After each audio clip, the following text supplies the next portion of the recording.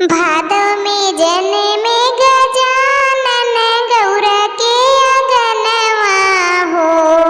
भादव में जन्मे गजानन गौरा के अगनवा हो। ललना देव लोक के जागल भाग पुरल अरे मनवा हो।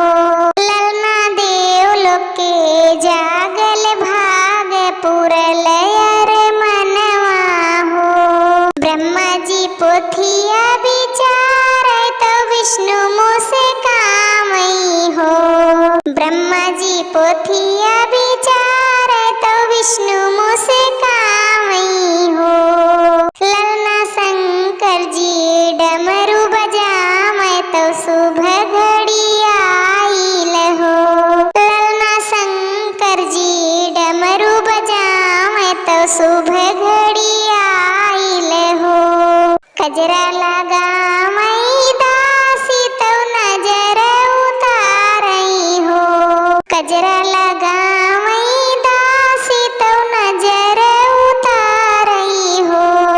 ललना नाची नाची मांगेली नेग तो लाल के बधाई हो।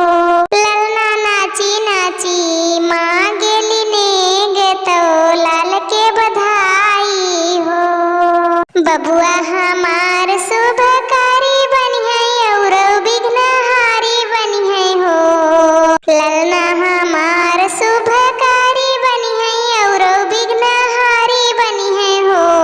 ललना मैया खुश होई के सोनवा लुटावे तो शुभ घड़ी आइल हो। ललना गौरा खुश होई के सोनवा लुटावे तो शुभ घड़ी आइल हो। भक्तन के करिहे शुभ कारज हरिहे सब दुखवा हो। भक्तन के करिहे शुभ कारज हरिहे सब दुखवा हो। मैया लेथी ललन के बलैया यो गोदिया खिलामई हो।